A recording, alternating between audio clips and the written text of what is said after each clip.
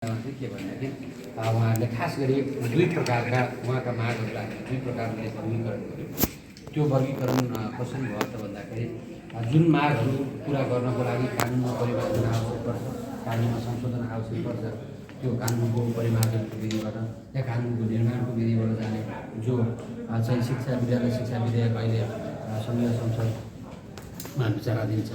र त्यसमा छलफल घनीभूत रूपमा जारी भएको छ, सञ्चालन भएको छ र ऐन चाँडोभन्दा चाँडो जारी गर्ने एउटा सम्पूर्ण प्रक्रियाहरू अगाडि बढेको छ। र अर्को चाहिँ उहाँहरूका मागहरू, कतिपय मागहरू तात्कालिक रूपमा कार्यकारी निर्णयबाट, नेपाल सरकारका कार्यकारी निर्णयबाट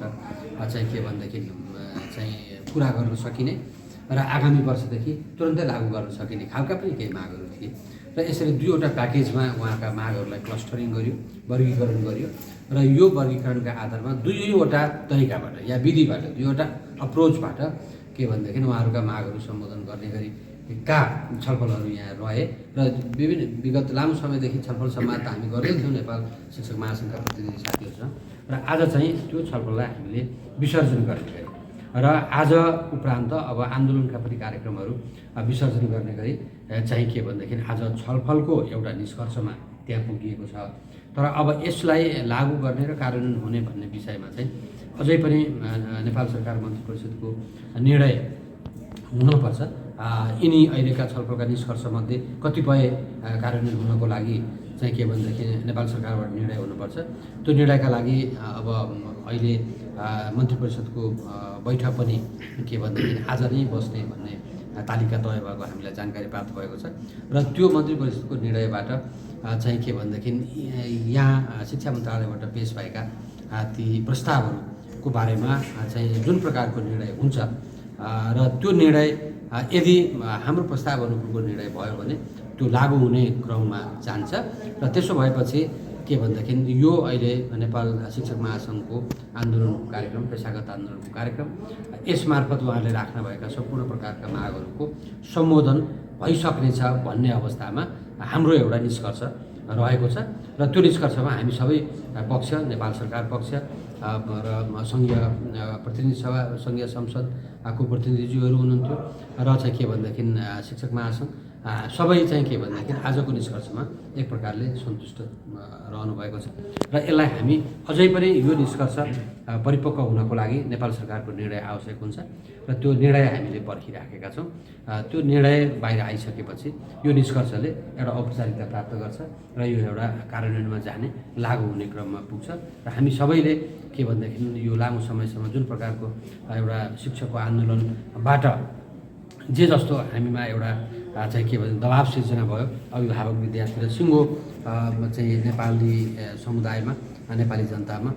यो विषय अब क्रमशः यसलाई के भनेदेखि पूरण गर्ने,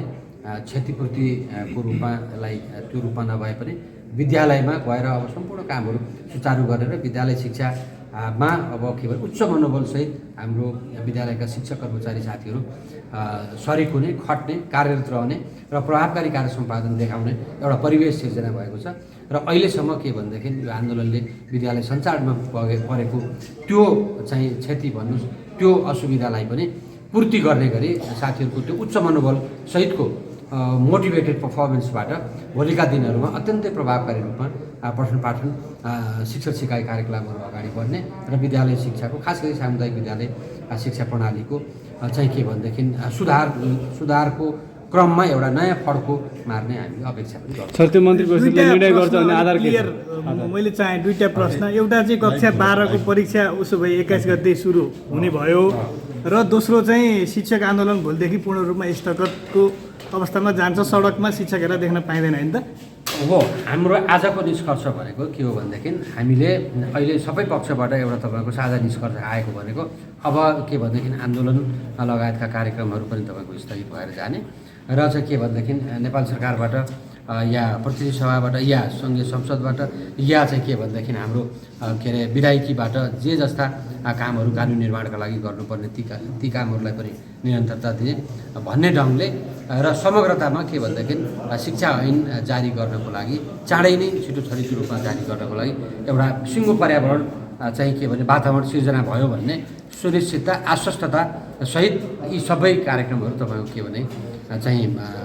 समापन हुन्छन् र हाम्रो विद्यालयको दैनिकी सुचारू